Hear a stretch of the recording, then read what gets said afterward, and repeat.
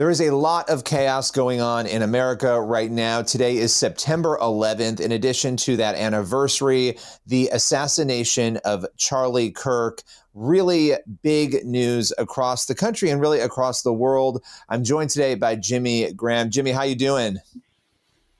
Been better. Like I asked my daughter last night, put it perfectly. It had felt like everybody a connection with Charlie Kirk. And I said, Are you, how you doing? And she's like, not good. Are you okay? And she goes, no, but I will be. And I think that's kind of how everybody feels right now. That is absolutely, I think, the emotion that people are having. And, there's so much to unpack. I want to start with Charlie Kirk. You're a veteran Navy SEAL, former CIA protective. Security is what you do. And we'll talk about Abel Shepherd after. What was going through your mind and your heart from a human perspective? And we'll start there. There were two events going on yesterday. The first, obviously, Charlie Kirk's assassination there in Utah. Then you had locally a school shooting at a school in Colorado. A lot of heavy things. When you heard the news about Charlie, what was going through your heart and your mind? So, yeah, I love just having a real conversation because that's what Charlie Kirk would want. It's I went from literally having lunch with a buddy, catching up on everything, hugging him, love you, brother, BK, like all this, and ready break. And my phone had just blown up. And it was not only, Charlie Kirk being shot, it was also a school shooting. So around here, when you see a pattern and then something else about going on in Denver, that turned out to not be true. But seeing that, my first thing is my kids. So I head to my kids' school. I've earned that relationship to where, they get, first they call the police. If the police can't have anybody be on presence, then they call me and then people show up, right? So responsible individuals. So I'm processing this and it took me by surprise because I'm talking scream at the windshield. I was enraged. I've since said and posted, I'm turning that anger into fuel. Because I have to, right? But that one hit me more so than when I heard before we knew the outcome. It was more so than when the president got shot. It was pleased God, not him. And I immediately started praying, right? And knowing that my daughter, 17, just started a Turning Point USA chapter locally, knowing that her friends are in there. She's 17, a senior. My 15-year-old daughter's in that. They know him and they feel that they know him. And like when I asked her last night, how you doing? Because I'm just checking in on them. She says, I feel like I lost a family member, which is exactly what I had said yesterday. It's like, this is so different. I feel like I lost a family member. We lost a good man and we can't afford to lose good man.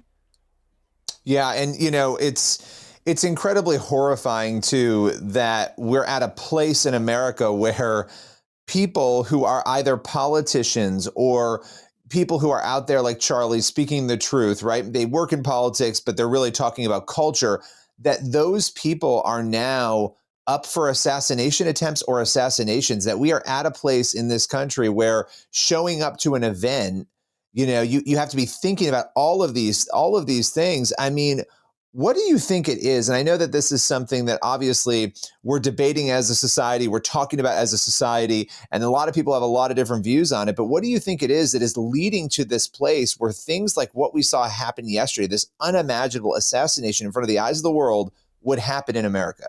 Mm-hmm.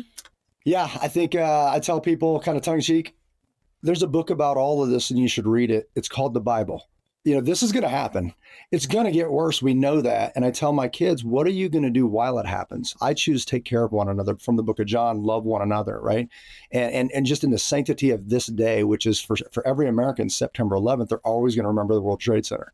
For having a personal connection, for being the team lead in Benghazi, Libya, I will forever remember September 11th as Benghazi, right? As Ronan Bub, the call signs of the SEALs that we lost. I was with actually Mark Geist from Benghazi, one of the survivors of Benghazi, last night at an event. He was speaking on a panel and I provided some guys to be there and to just keep eyes on it because it was a strange day. But then this it gave me comfort in a way, looking at one of my favorite verses, John 18, 37, I believe. Pontius Pilate asked, he said, so you're a king then? And people skip over this because we love sarcasm. So when he says, what is truth? Everybody jumps to that. But he said, what is truth? So Jesus Christ, God, the creator of the universe, came as a man. And why did he do that? And he specifically says this. This is why I came. This is why I was born and came to this world. 5 words: to testify to the truth. Charlie Kirk's life was a testimony to the truth, and they killed him for it. And it's very much like Jesus. And I was like, that was beautiful. I'm meaning that the parallels are beautiful with the pain that for Eric, his wife and 2 kids, for all of us, it's horrible. But if there's anybody, my kids and I talked about this, there's no doubt in my mind where Charlie Kirk is right now. There's not one doubt. There's so many men that are, they're good enough, man. He was so good. He was so good that it affected a nation, and we feel like we lost a family member because of it. Right. So that's something we should emulate. And one of those things is that he leads with his faith. He always has. And a lot of the strong men these days, they don't, which makes them on a different level, a lower level. There's not every Navy SEAL. There's not another man I know, including Navy SEALs, that was as powerful as Charlie Kirk or ever would have been in their life. Right. And that's why they killed him. You know, it's interesting. There's a clip of Charlie going around where he was asked what he wanted to be remembered for. And he said, well, if I died, you know, and the host said, yeah, you know, what would you want to be remembered for? And he talked about the main thing in his life is his faith. He wants to be remembered for his faith. And so what you just said is so interesting in light of that, because a lot of people know him for his political stances or his social stances, right? Those obviously grew out of his faith, but it was his faith. And even in the last couple of years, I've been at a number of events, you know, I've spoken at TP faith event and have seen firsthand what he was building around faith and bringing pastors together. I mean, this was a huge area of passion for him. You know, talking practically, right? A lot of people, after an event like this happens, they start looking at, you know, how could there have been better security? What could have happened? What could we have done? And we still don't know a lot of details about what actually happened. So it's very hard to, I don't even want to talk specifically about that event, but you're the founder of Able Shepherd. You know, you deal with security. You have obviously this intensive military background, right? First of all, before we get into the finer points of how we need to protect communities today, talk a little bit about Able Shepherd for those who don't know what it is you do there. So we've started using the term Able Shepherd Institute because it's so much more than we get lumped in with like gun club or shooting range or, you know, tactical training center. And that wouldn't be wrong, but there's so much more than that. Having a community that once you tap in, I say there's physical security, but that's why people come to us. I want to protect my family, but that's actually third on the list of spiritual, mental, physical. So God has given us a code to where when people come in for physical security, you remind them that you're going to spiritually and mentally, you might have to physically protect your family someday. You might physically have to protect, a person like Charlie Kirk, but spiritually and mentally, that's this day. That's every day you need to protect your family. And what does protection mean? To get to them, you got to go through me, right? So it means I need to stand in front of them spiritually. I need to be a model for them mentally so that they're not a crazy person. And yes, if it comes to physical protection, you need to go there mentally and create those neural pathways and not just have the heart, but have the capability. So that's what we do at Able Shepherd is now we have a community of hundreds that train with us every month of police and security and all that. They're all living under this guise of we're doing this good enough. And it's simply not true. It's simply not true, right? So we kind of assess and point that out and say, let's, this is powerful words. Show me. Let's quit talking. Show me. And then they fail miserably. And then we help them get better. And then we do that as a community. So that's what Able Shepherd Institute has become. Not because I made it that way. God designed it that way. And it was a surprise to me. But we're absolutely saving veteran lives because we're giving them a purpose and a job and a community and all that, and modeling for people. Most of our people aren't vets. So people come to us from all over the country to get certified. So the security part of it on this, everybody wants, including Oz, when I saw him yesterday, he jumps into, they should have. I didn't go there. I went on a very personal, deep, like I was hurt as in I lost a family member thing. And then when I think about that, when somebody said now we have to have, like we talked about a little bit, indoor events, the definition of terrorism, and let them terrorize us indoors or simply don't do it. Because if you think about it too long, you just won't do it. Like simultaneously, there's a security move going on in Montana that I was monitoring via phone and helping them out and giving them pointers. It was a human trafficking kind of thing. And I was giving them some pointers and they successfully did it. It's like, if you think about this too long, you won't do it because you're going to hear about liability and this and that. It's like, hey, there's a woman and children that need help. Go help them. Right. And I'll help you. Right. Just go do it. Right. It's like, but you have to. Well, and to your point, and actually, because I had said before we even started, like maybe we need to move events indoors, right? That's your initial human reaction. But we just watched a trans-identified shooter walk up to a church and shoot through a window while people were celebrating mass indoors. So, that is not, and to your point, also terrorism. I mean, here it is 9/11, the most horrific terror event in American history. We have to think about how these events, we don't want to be terrorized out of doing the things that we want to do. That you're right. That's the definition of terrorism. Stop the person from, political motivation, stop the person from doing what they want to do. What do you, so when you look at these events that are happening, school shootings, I mean, this is almost endless now. It feels like every day we have some other crisis that we're dealing with. What is your advice? And I know this is a big question, but to schools, communities, because they're watching what happened to Charlie Kirk. There are colleges, I'm sure, watching this thinking, do we not do events anymore? Like, what is your advice for the first step forward and how to create a safety first environment? We call it a safety culture, and I'm glad you asked that. I've got a podcast called Protector Culture, which is saying the same thing. But when I go into places and teach them a safety culture, what does it mean? It means whose job is to protect this place? The answer across the board by every adult should be mine. It's mine, right? So as far as I've heard people say, Charlie Kirk, he should have known better. He should have had drones and sniper overwatch and blah, blah, blah.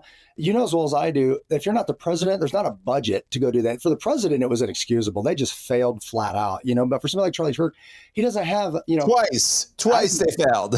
Yes. So much, that costs so much money to do all that stuff, to where if you really think about it and think about it logically, then you just wouldn't do it. And again, terrorism wins. I would say this, and I believe it was Jack Hibbs, who is a dear friend of Charlie Kirk, and you can tell he's wounded right now and all that. And he said this. I revisited his podcast called Reviving America last night, and it was somber to listen to all of the potential coming out of that. And he said, there is so much potential in this young man. Please pray protection over him. He is public enemy number one. And he's right. I can't think of a more decent example that touched every single person in my family. Usually I like the tough and gruff, go get them kind of guys, like that, masculine. My wife likes the person that can gently just stay to the truth and make her better. But in my daughters, he was a mentor to them. He was a mentor to teenagers. So he was just martyred in front of young people. Like, they have no idea what they just did. The forces of evil, Satan just martyred this hero in front of young people. Young people get stronger. Like, if it's old people, we just get older and die. They're just getting started. They'll never forget Charlie Kirk. Like Charlie Kirk Day. Remember Charlie? I like turning point. Like, yesterday was a turning point for this family. I was on the phone like, now, like business deals. No longer, right now, we launch. And it was just that turning point thing would honor him.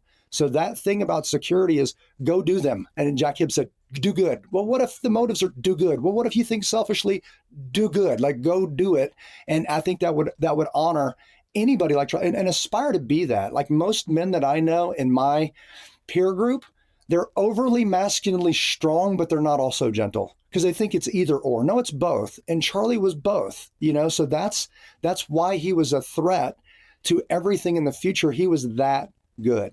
Yeah, well, you're absolutely right. And I think you're going to see a lot of people. I mean, I'm already hearing having private conversations with people who are not going to back down, who are going to speak louder and they're going to speak stronger and they're going to be present telling the truth. And when I say speak stronger, we're not talking about politics. We're talking about culture, faith, the truth, right? That permeates everything. It permeates politics. It permeates society and culture. I think this actually is going to have the opposite effect of what the person doing this, we can only assume, was hoping for. We don't know the direct motivation. We can assume what the motivation was based on what happened. But what we do know is that people are going to stand up and not back down and not cower. That's what I'm hearing from everybody close to and involved, with the conservative movement right now. If people are afraid and they're worried and they're looking for guidance, where would you recommend they go? And when I say people, I'm talking about you're a principal of a private school, you're the president of a college. Where do those people go to make sure they can continue having these events, they can continue doing these things, but they can do it in a safer way? Obviously I'm going to say Able Shepherd, my company, because I just see a model that's out there. Everybody's following the same model and it's wrong. How do we know? Because it keeps failing over and over and over. Again, show me. Just like I said about tactics, I would even say about your anger for Charlie Kirk. You know what I'm going to do? Show me. We can talk all day long because you always say stuff. But now my instructor hat's back on. Show me. And then people say, I'm so mad. And I say, are you mad enough? Are you mad enough to do something? Or are you going to just say you're the guy that says I'm so mad and somebody should do something, right? So if you can't find the leader, it's you. Why don't you turn that anger into fuel and go do something good? That's what Charlie Kirk would do, right? So if he was that great, how about we look at what made him great? One is his faith. What happens if you die? Again, Jack Hibbs calling him your public enemy number one. He knew that, right? And he still went. He still went out and did all this stuff. You know, you can't be in a protective bubble. At outdoor venues, you're not going to have counter snipers and drones and people walking the brush to 1,000-yard shots are not difficult these days with the technology and the firearms out there. All that. The guns aren't the problem. It's always people, right? Do we want to raise better people? Because we've taken all of the ingredients of that recipe, we've taken all that out of schools. So do we really want to get to the core of this? One of my favorite quotes that launched actually what I do and fuels me to this day is from Frederick Douglass. And it says, it's easier to raise strong children than to repair broken men. It didn't say it's easy. It said it's easier to raise them when they're young in the way they should go, and then they'll follow it. But we can't do one or the other. It must be both simultaneously. So let's go fix broken men, get stronger together, all of us, and then simultaneously attack that other end and say, how do you make stronger children? Well, my place to go would be your Bible. All right. It's like, there's a book about, this guide for life, and you don't want to do it. And then you're upset when it blows up in your face. Yeah, I mean, we've spent so much time, when these events happen, the first go-to is, well, there's access to guns and that's why it's happening. And, I was just in Ireland and you talk to other people where they don't really have guns and they say, well, we don't have these problems. And it's like, well, America, what you're talking about is getting to the deeper issues, whether you take guns away or not tomorrow. And I'm not advocating that we do that. I'm saying there's a deeper sickness and illness and problem at the core of the culture that is making people think that when they have a gun, that it's okay to go and assassinate somebody. Like, what are we not concerned with? What is breeding that ideology or that thought? It feels like when we have these conversations, it's like taking a sinus Tylenol to treat a sinus infection. It's like the sinus Tylenol might take some pain away, I guess, and that's debatable, right? But it doesn't actually cure the problem. The problem is a spiritual problem, right? There are mental health problems, but there's a core spiritual issue here. And I'd love for you were kind of reflecting on that a little bit, but I'd love for you to reflect on that a little bit more, because that, to me, that's where you focus, not immediately jumping to gun control laws. Right. And that's, I wrote a book called The Return of Man, and then it says America's only hope is in our original hope. And people go, oh, man. I go, no, Jesus. Like, Jesus made men to be a thing. They need to stand yesterday. Like, we have to find our feet. How many good men have to die for men to find their feet in the church, right? So if you think about the movie Gladiator at the end, who will help me carry this good man? Hey, why'd you let him die in the first place, right? So it's like, that's the thing. How many Charlie Kirks? There's only one Charlie Kirk. How many good men have to die before it'll get you off your couch, right? This life is an action adventure. Like, we're living within the Bible. It ain't Revelation yet. We're in the story, and people want to trade their real world action adventure that they were born for a false one, somebody else's false one on Netflix. It's just, that's the reality of it. And people want to be mad. I'm like, get mad and turn it into fuel and do something about it. Right. So I think the thing where people need to start is the heart inside their chest and work outboard. And what a part, again, I just love the turning point, like that whole thing that he built and all that kind of stuff with young people. It's like, let's make it turn a point. How about we make it right now? How about it started yesterday? Yeah. Well, and I think this is going to be a massive turning point, as you were saying. This is not going to be a minor event that people just move past. We're seeing world leaders respond to it. You said a lot about Charlie, a lot about his impact on your family.